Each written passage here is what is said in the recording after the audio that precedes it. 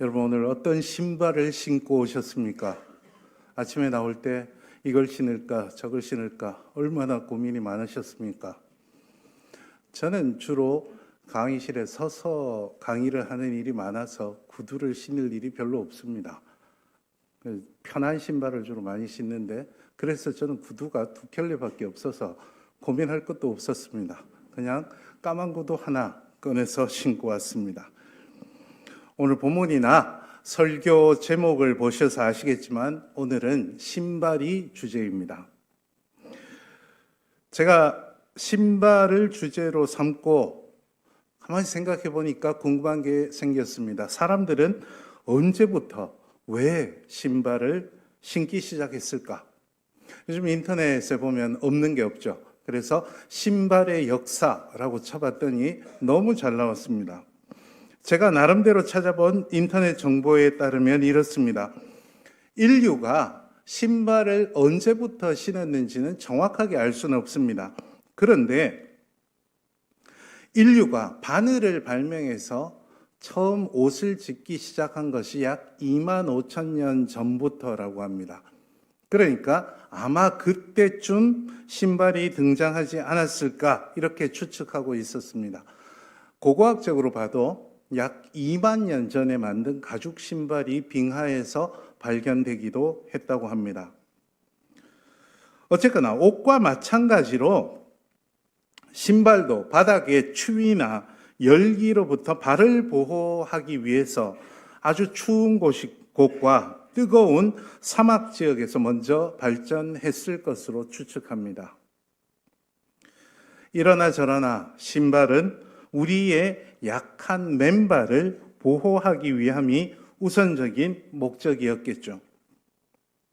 그런데 하나님이 오늘 우리에게 주신 두 본문에 따르면 모세와 여호수아가 하나님을 만난 경험과 신발을 벗는 것이 연관되어 있습니다. 여러분, 하나님을 만나는 경험은 누가 어디서 어떻게 합니까? 그리고 그것이 신발을 벗는 것과 무슨 상관이 있습니까? 이런 궁금증으로 들어가기 전에 여러분이 잘 아시는 본문이지만 두 본문의 이야기를 한번 살펴봅시다. 출애굽기 3장의 모세의 이야기를 먼저 살펴봅니다.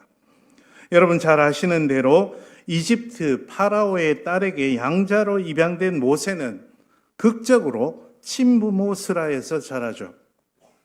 그러면서 친부모 스라에서 자라면서 아마도 이스라엘 백성으로서 자기 정체성도 함께 키워나갔을 것입니다. 그리하여 성인이 된 모세는 어느 날 이집트 사람에게 학대당하는 동족을 보고 분개했습니다. 그리고 그 학대하던 이집트 사람을 죽이고 말죠. 이 사건 때문에 도망자가 된 모세는 40년 동안 미디안 광야에서 목동으로 숨어 지내 살았습니다. 오늘 본문에서 드디어 그러던 어느 날 모세는 여느 때와 같이 미디안의 제사장인 장인 이드로의 양떼를 치면서 풀을 찾아다니다가 오늘 본문 1절에서 호렙산에 이릅니다. 거기서 놀랍게도 불이 붙었지만 타지 않는 떨기나무를 봅니다. 불이 붙었는데 타지 않는 떨기나무는 이런 현상은 오늘날의 언어로는 설명할 수가 없죠. 하나님이 임재하셨다는 뜻입니다. 일상의 장소에서 일상을 완전히 벗어난 현상으로 모세는 이렇게 하나님의 임재를 경험합니다. 그리고 그곳이 거룩한 곳이기 때문에 가까이 오지 말고 거리를 두고 신발을 벗으라는 명령을 받습니다. 이런 문맥에서 신발을 벗는 행위는 일반적으로 예의와 존경 그리고 겸손을 표현합니다. 어쨌거나 이런 상징적 행위, 하나님과 만나는 상징적 행위에 이어서 모세는 이전에 목동으로 살던 일상과는 전혀 다른 이스라엘 백성 구원의 놀라운 위대한 사명을 받게 됩니다. 둘째 장면은 이스라엘 백성들이 이집트에서 나와서 홍해를 건너고 광야 40년 생활을 한 뒤의 이야기죠. 출애굽의 지도자 모세도 죽고 이제 이스라엘 백성이 약속된 땅 가나안으로 들어가는 일의 지도자는 여호수아였습니다. 여호수아와 이스라엘 백성은 가나안 동쪽에서 진을 치고 있다가 오늘 본문 앞에서 드디어 요단강을 건너고, 오늘 여호수아서 본문 13절부터 읽었는데 그 바로 앞을 보시면 그간 광야에서 하지 못했던 출애굽 제2세대들이, 그러니까 출애굽을 하고 나서 태어난 출애굽 2세대들이 광야 생활을 하면서 하지 못했던 할례를 시행했습니다. 그리고 유월절도 지켰습니다. 이제 첫 정복 대상인 성읍 여리고를 눈앞에 두고 있습니다. 바로 이때 오늘 본문의 말씀이 있습니다.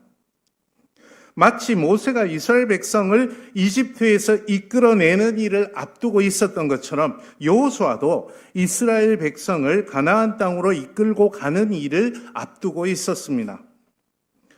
본문은 여호수아가 혼자서 여리고에 가까이 갔을 때 벌어진 일입니다. 여호수아 눈앞에 갑자기 칼을 빼어서 손에 든 사람이 나타납니다. 여호수아가 칼을 빼들고 자기 앞에 나타난 사람을 보고 주눅이 들거나 겁을 먹은 것 같지는 않습니다. 본문에서 여호수아는 곧장 그 사람에게로 나아갔기 때문입니다. 그리고는 묻습니다. 적이냐 아군이냐? 왜 물어봤을까요? 아마도 아군이 아니면 한판 붙을 작정이었던 것 같기도 합니다. 그때 그 사람은 놀랍게도 자신이 여호와의 군대 대장이다라고 말합니다. 그제야 여호수아는 하나님께서 이 군대 대장을 통해 모세에게처럼 자신에게도 나타나셨음을 깨닫습니다. 곧바로 여호수아는 엎드려 하나님께 하듯 경배를 했죠. 그러자 여호와의 군대 대장은 모세가 들었던 말과 같은 말, 곧 거룩한 곳이니 신발을 벗으라, 이렇게 말합니다. 그리고 나서 이어지는 6장에서 여러분이 잘 아시는 대로 여호수아는 여리고 성을 점령하는 일을 이끌었습니다. 그리고 계속해서 약속된 땅 가나안 땅 점령을 여호수아서를 통해서 주도하는 모습을 우리는 볼 수 있습니다. 이제 출애굽기와 여호수아서의 이 비슷한 두 말씀 가운데서 몇 가지 질문을 하면서 오늘 우리에게 주시는 하나님의 음성에 귀를 기울여 봅시다. 우선 왜 모세와 여호수아에게 하나님이 나타나셨는가? 이런 질문을 해볼 필요가 있습니다. 한 민족으로서, 공동체로서 이스라엘 백성들의 정체성의 절정은 출애굽이었습니다. 하나님께서는 일찍이 족장들을 선택해서 부르셨습니다. 창세기 12장부터 우리는 아브라함 한 사람을 부르신 데서 시작한 하나님의 선택이 한 가정으로, 그리고 한 민족의 바탕이 되는 큰 가정으로 성장해 나가는 모습을 봅니다. 그 큰 가정은 출애굽과 시내산 언약으로 하나님의 백성인 한 민족이 되죠. 이 일에 하나님의 선택이 결국 한 민족으로서 정체성을 이루는데 결정적인 지도자가 바로 모세였습니다. 그런데 여러분, 오늘 본문에서 하나님의 부르심을 받던 때 모세는 하나님의 백성을 이끌 지도자로서 자의식이 없었습니다.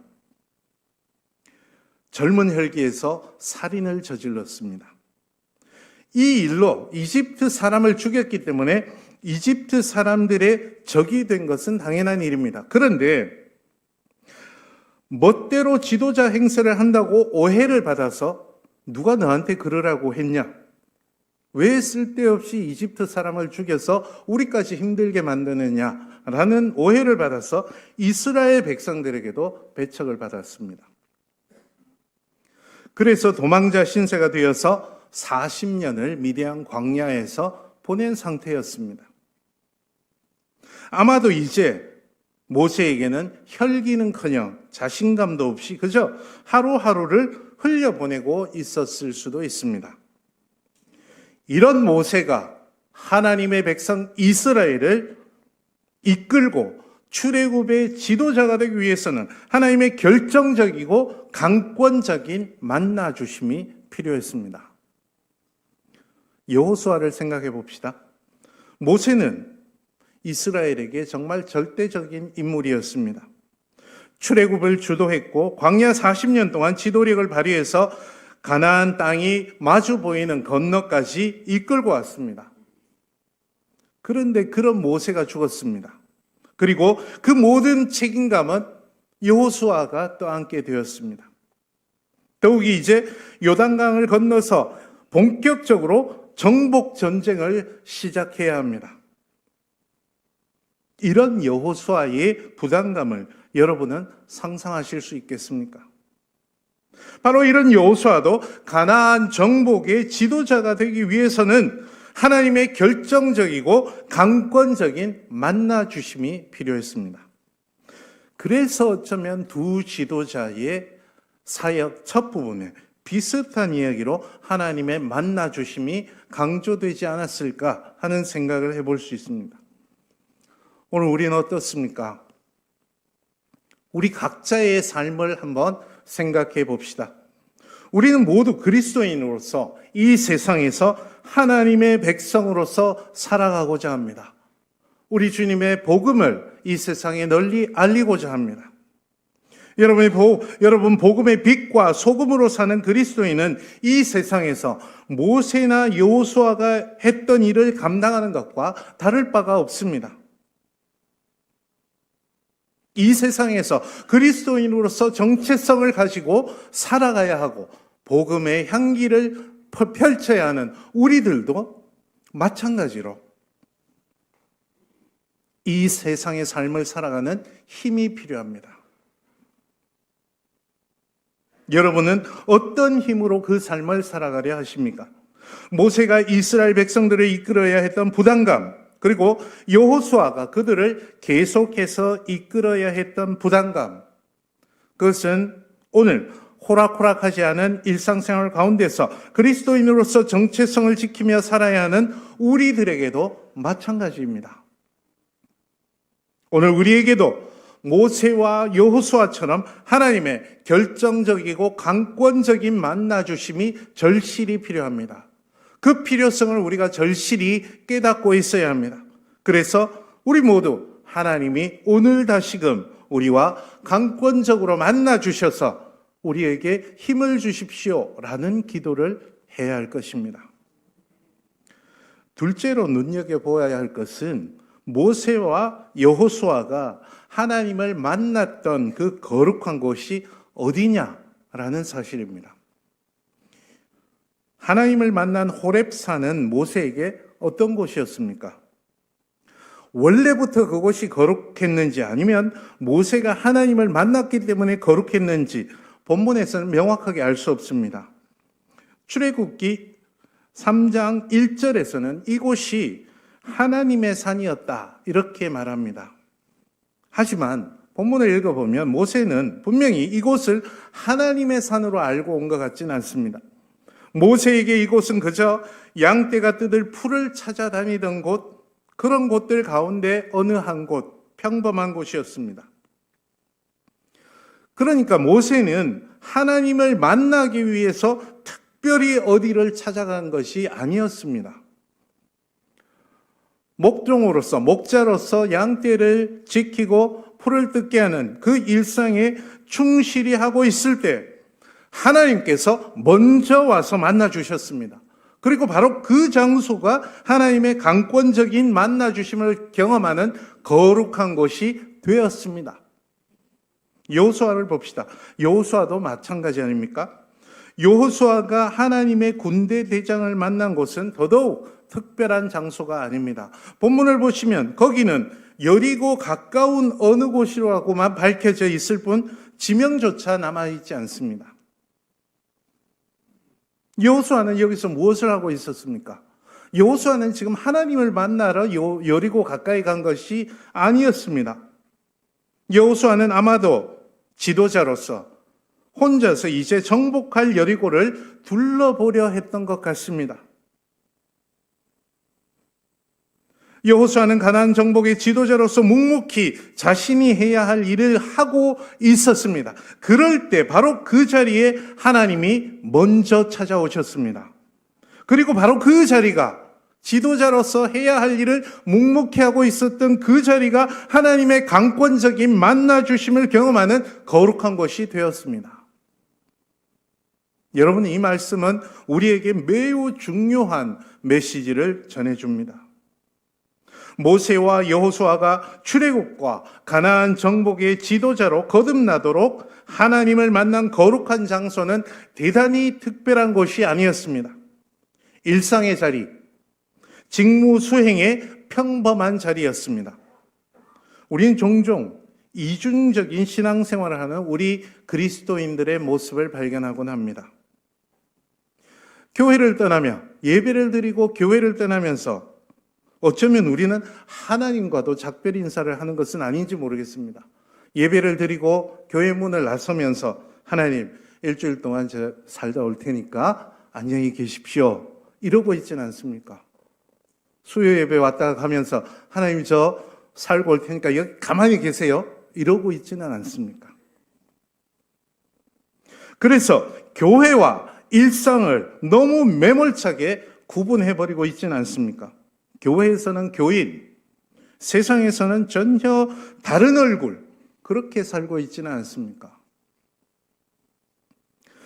최근 들어 부쩍 한국 기독교는, 한국의 개신교회는 여러 사람의 입방아에 오르내리고 있습니다. 거대한 덩치의 교회들에서 목회자와 성도들 사이에 갈등하는 모습, 목회자가 부정을 저지르는 모습, 성도들이 일상의 삶에서 전혀 구분되지 않고 남들보다 더 세속적인 가치관에 찌들어 있는 모습, 이런 모습들이 우리 한국 교회에 없다고는 아무도 말하지 못할 것입니다. 어쩌면 그것이 우리 자신의 모습은 아닌지 돌아볼 필요가 있습니다. 그런데요, 더 슬픈 사실이 있습니다. 그런 이중적인 모습, 죄를 짓는 모습, 교회가, 교인이, 목회자가 그렇게 사는 모습을 보고도 세상이 별 충격을 받지 않는 것 같다는 사실입니다. 어쩌면 그리스도인들의 이중적인 모습에 세상도 더는 아무런 기대가 없는 것은 아닌지 씁쓸한 생각이 듭니다. 여러분, 우리가 하나님을 만나는 자리는 우리가 매일 있는 일상에 바로 그 자리여야 합니다. 바로 그곳이 하나님을 만나는 거룩한 곳입니다. 주일 교회만 거룩한 곳이 아니라, 어디 특별한 기도원이 거룩한 곳이 아니라, 더 많은 시간을 보내는 그곳이 우리 일상의 삶의 바로 그 자리가 하나님을 만나는 거룩한 곳입니다. 그리고 모세와 여호수아는 일상생활과 양치기로서 일상생활과 지도자로서 직무에 충실한 가운데 하나님을 만났습니다. 그런 사람들에게 하나님이 다가오셔서 만나 주셨습니다. 마찬가지로 오늘 우리도 우리가 맡은 일에서 이 세상을 살아가면서 그 일이 어떤 일이든 그 일에 충실할 때 그리스도인으로서 우리가 꿈꾸는 일의 원동력이 되도록 하나님께서 먼저 우리에게 오셔서 강권적으로 우리를 만나 주실 것입니다. 우리가 직장에서 하는 일과 그 자리, 수많은 사람을 대하는 그 자리, 집으로 돌아가는 그 자리, 집에서 가족들과 대하는 그 자리가 하나님을 만나는 거룩한 곳이 되어야 합니다. 그래서 우리는 매 순간 우리가 마주하는 일들, 그리고 우리가 마주하는 사람들에게 순전하게 최선을 다할 필요가 있겠습니다. 세 번째로, 하나님의 강권적인 만나주심, 하나님께서 모세와 여호수아를 만나주셨던 것처럼 그 강권적인 만나주심이 무엇이냐를 물어볼 필요가 있습니다. 여기서 우리는 모세와 여호수아에게 공통되게 하신 말씀을 새겨볼 필요가 있습니다. 그것이 무엇입니까? 오늘 설교 제목처럼 신발을 벗으라는 것이었습니다.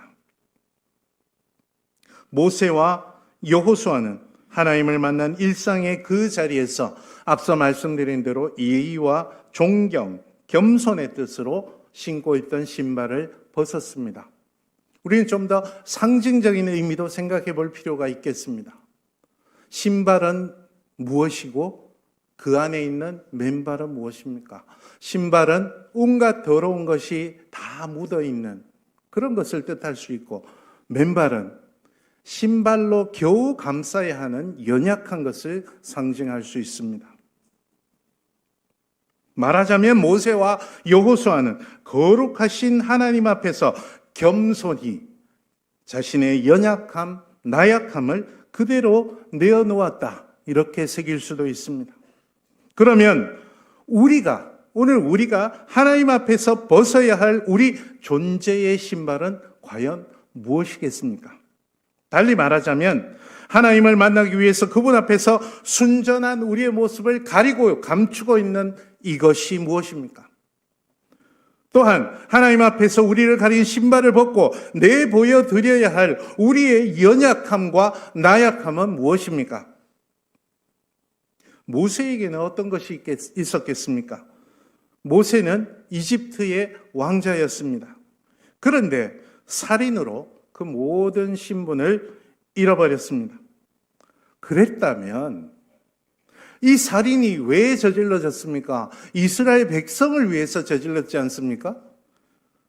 그렇다면 이스라엘 백성이라도 반겨줘야 될 텐데, 누가 우리가 너를 언제 지도자로 삼았느냐? 왜 그런 짓을 저질렀느냐? 도리어 배척당했습니다. 미디안에서 40년을 사는 동안 모세의 심정이 어떠했겠습니까? 배신감을 느끼지 않았겠습니까? 억울하지 않았겠습니까? 분하기도 했을 것입니다. 더욱이 모세에게는 우리가 다 잘 알고 있는 아주 큰 약점이 있었습니다. 그것이 뭡니까? 모세는 말을 잘 하지 못했습니다. 정확하게 어떤 형태로 말을 잘 못했는지, 이집트 말을 못했는지, 혀가 어눌했는지 그것은 정확하게 알지는 못합니다. 그러나 어쨌거나 말을 잘 못했습니다. 그것은 모세에게 아주 큰 컴플렉스로 작용했을 것입니다. 어쩌면 모세는 그런 상처들과 컴플렉스의 맨발을 미디안의 목동이라는 신발로 굳게 가리고 감추고 그저 하루하루를 살고 있지 않았겠습니까? 여러분, 오늘 우리는 어떠합니까? 2주 전에 함께 묵상했던 저주 시편의 말씀처럼 우리 안에는 다른 사람들에게서 받은 어떤 상처를 가슴에 품고 있습니까? 또 다른 사람을 향해서 어떤 가시를 세우고 살아가고 있습니까? 그리고 감추고 싶고 가리고 싶은 연약한 콤플렉스가 어떤 것들이 있습니까? 어떤 것들을 우리 안에 감추고 살아가고 있습니까? 그런 것을 가리고 감추면서 나는 괜찮아, 나는 아무런 문제가 없어 라고 뻗대는 우리 존재의 신발을 우리는 발견하고 있습니까? 그런 존재의 신발을 발견할 수 있어야 주님 앞에서 주님의 백성으로서 복음의 향기를 전하는 하나님 나라의 일꾼으로서 올곧게 살아갈 수 있을 것입니다. 그렇기 때문에 우리는 일상생활 가운데서 또 기도의 골방에서 그런 신발, 우리의 나약함과 연약함을 가리고 있는 존재의 신발들을 주님 앞에서 겸손히 벗으려는 노력을 기울여야 합니다. 그때 모세가 해야 할 모든 일에 세심하게 함께 해주시며 이끌어 주시며 이스라엘 백성을 출애굽하게 해주신 그 하나님이 우리와도 오늘 다시금 함께 해주실 것입니다. 그래서 우리의 모든 상처와 가시, 연약한 콤플렉스로부터 오늘 우리가 다시금 출애굽해서 승리하는 하나님의 백성이 되게 해주실 것입니다. 여호수아는 또 어떻습니까? 본문에서 여리고를 둘러보는 여호와의 심정을 다시 한번 생각해 보십시오. 모세는 정말 여호수아로서는 상상하기도 어려운 지도력을 보여주며 여기까지 이스라엘 백성을 이끌고 왔습니다. 이스라엘 백성에게 지도자 하면 모세밖에 없었습니다. 하지만 여호수아는 아직 그런 지도력을 발휘해 본 적도 없고 가나안 땅에서 또 장차 어떤 대적들과 맞닥뜨려야 할지도 알 수 없습니다. 무엇을 어떻게 해야 할지 아무것도 알 수 없습니다. 그 부담감이란 상상하기도 어렵습니다. 여러분, 오늘 우리가 사는 하루하루의 삶 가운데도 여호수아가 겪었던 이런 부담감이 없습니까? 분명히 우리 삶의 여러 자리에 널려 있을 것입니다. 그때 혹시 우리는 그런 부담감과 두려움의 연약한 바를 감추려만 하고 있지 않습니까? 들키지 않으려 하고 있지 않습니까? 사람들에게, 심지어 하나님에게도 들키려 하지 않고 있지는 않습니까? 그래서 어색한 교만, 섣부른 욕심, 얕은 샘 속의 신발로 우리 존재를 가리고 있지는 않습니까? 우리 삶은 우리 계산으로는 해답이 없을 때가 너무나 많습니다. 여러분, 이 세상의 생사화복은 오로지 하나님만이 주관하십니다.